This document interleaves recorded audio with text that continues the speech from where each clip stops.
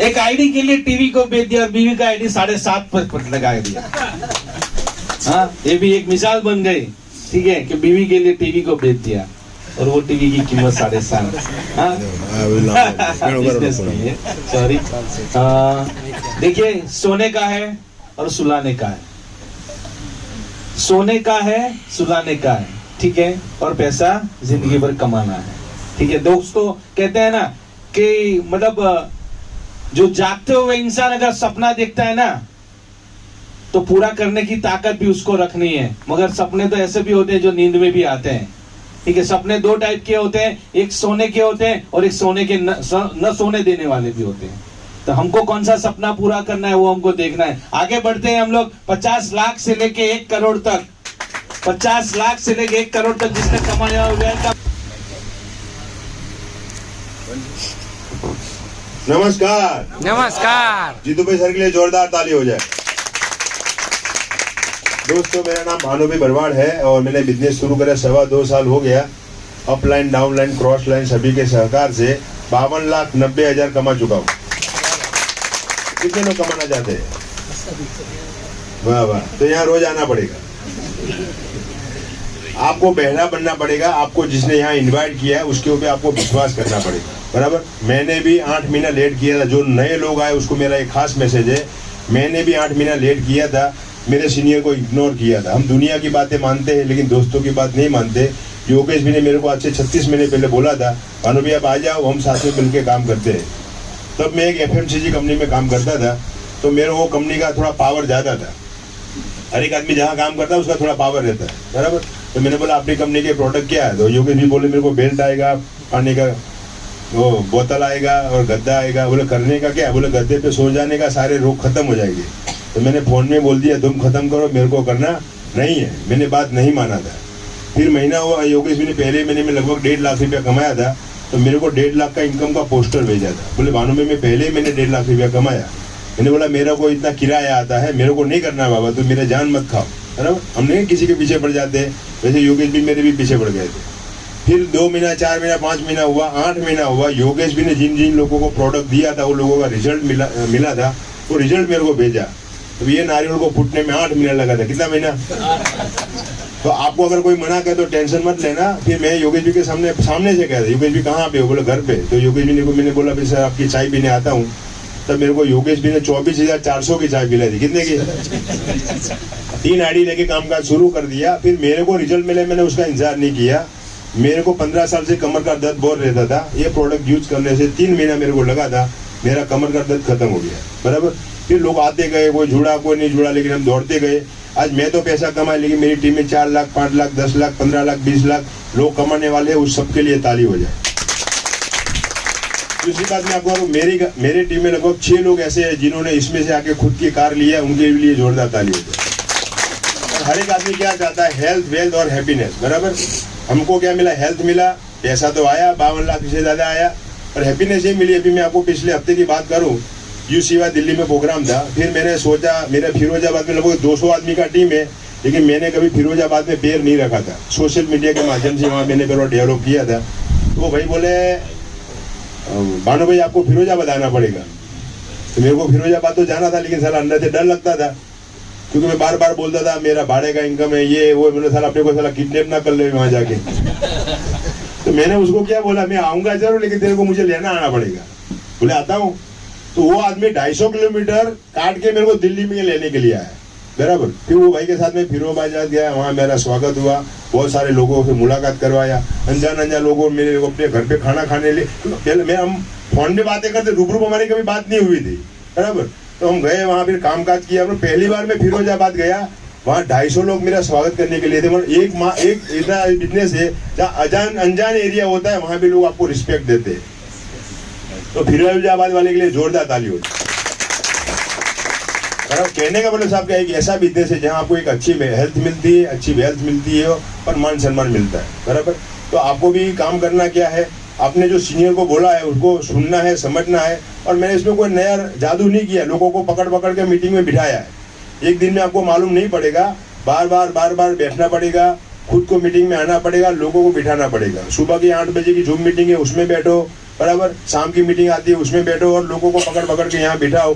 धीरे धीरे आपको मालूम पड़ेगा। अगर आपको भी आगे बढ़ना है तो ये हमने भी वही प्रोसीजर किया है, आपको वही प्रोसीजर करना पड़ेगा। बराबर, काम करोगे तो पैसा आएगा, लोगों को लाओगे तो बिजनेस बढ़ेगा, प्रोडक्ट यूज करोगे तो रिजल्ट मिलेगा।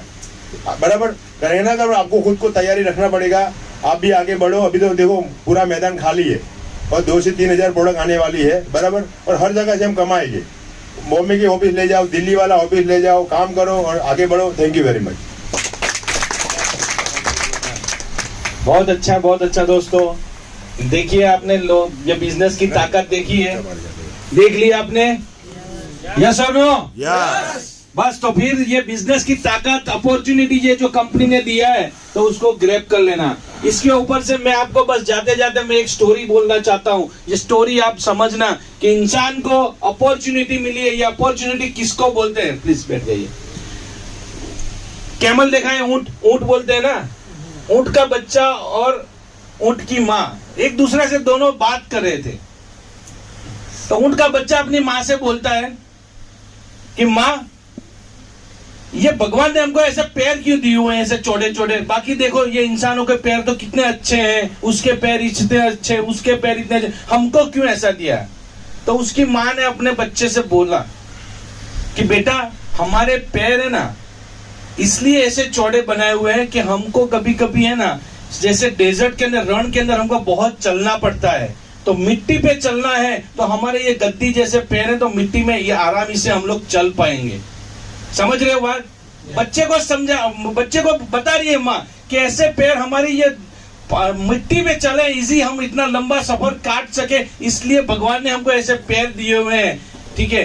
तो बोला ऐसे है माँ, बहुत अच्छा है। तो फिर बोलती है कि माँ कि अपनी ये आंखों पे ऐसे ये मस्करा इतने लंबे क्यों है, ये बाल इतने क्यों लंबे हैं? बाकी के लोगों तो कितनी सुंदर सुंदर मस्कराएं हैं, आईब्रोज हैं, ठीक है, ये क्यों हमको ऐसा दिया? तो उसकी माँ ने फिर से बताया कि बेटा देख, हम लोग इतने लंबे सफर में चलते हैं, रण में, सहरा में जब चलते हैं, डेजर्ट में, तो बहुत सारी आंधी आती है, तो आंधी से मिट्टी उड़ती है, तो मिट्टी कहीं अपने आंख में न चली जाए, तो इसलिए हमारी जो आईब्रो है ना, ये हम बंद कर लेते हैं, तो उसके ऊपर मिट्टी रुक जाती है ताकि हमारी आंखों को नुकसान नहीं हो। तो बेटा बोला कि हाँ मम्मा, ये तो बहुत अच्छी अपॉर्चुनिटी दी भगवान ने हमको। हाँ? फिर बोलते हैं कि माँ कि देखो ना, लोगों को कितना सुंदर बनाया है और हमको ये ऊपर से ऐसा टेढ़ा मेढ़ा क्यों बनाया? तो फिर से उसके सवाल का जवाब देना पड़ा अपनी माँ को। तो कि बेटा देख, मैं तुझे बताऊं कि हमारे ये जो ऐसे टडान मडान वाली जो बॉडी है ना, तो हमारे बॉडी के अंदर क्या है, पानी की एक टंकी रखी हुई, एक्स्ट्रा वाटर। हम जब पानी पीते हैं ना बेटा, तो कुछ ऐसा पानी हमारे वहां पे ना एक्स्ट्रा टंकी में स्टोर रहता है, ताकि जब हम लोग रण में चले, लंबा सफर काटे, तो हमारा बहुत टाइम लगता है, दिनों महीने गुजर जाते हैं, तो प्यास लगेगी, तो प्यास न लगे तो पानी न मिलेगा कहीं पे, तो हमारा बॉडी क्या है, वो एक्स्ट्रा टंकी से हमारा बॉडी में ऐसा सिस्टम लगाया है कुदरत ने कि वो पानी को हम लोग अपनी प्यास बुझा सकते हैं। तो बेटा बोला, तो उसका बच्चा बोला, बारे बामा, बहुत अच्छा है, इतनी सारी अपॉर्चुनिटी मिली है हमको, कुदरत ने हमको इतनी सारी अपॉर्चुनिटी दी है। तो माँ एक मैं बात बताओ, तो हम लोग ये जू में क्या कर रहे हैं, ये प्राणी संग्रहालय में क्या कर रहे हैं? तो दोस्तों, कहने वाली बात मेरी समझ लीजिए कि हमको भी इतनी सारी अपॉर्चुनिटी मिली है और सागर सर ने ये अपॉर्चुनिटी दी है, तो उसको लेना जरूरी है कि नहीं है? कि फिर हमको भी ऐसी जिंदगी में यही जू में रहना है?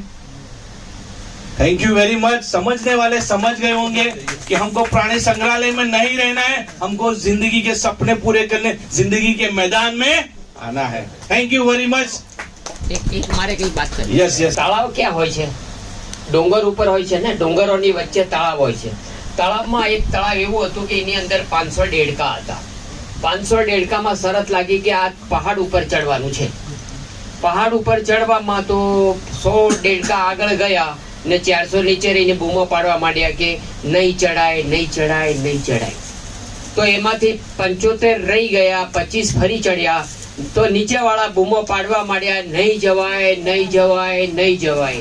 એમાંથી 5 ગયા છેલ્લા, તોય નીચે વાળા બૂમો પાડવા માંડ્યા, નહીં જવાય, નહીં જવાય. એમાં એક ચડી ગયો ઉપર ને પછી પાછો આવ્યો ને નીચે પૂછ્યું તું કેવી રીતે ચડ્યો? તો એક બેરો હતો. थैंक यू इसलिए तो हमने बोला कि बहरा बनना पड़ेगा।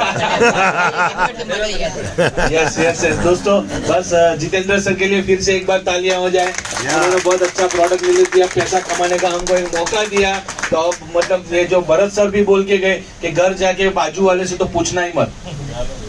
हस्बैंड बीबी आई है ना, कितने आज सिंगल आए हैं, वाइफ आई है तो हस्बैंड नहीं आए इधर, किनके हस्बैंड नहीं आए हैं, ठीक है। आप घर जाके उनसे मत पूछना क्या करना, क्योंकि वो जब जितना आप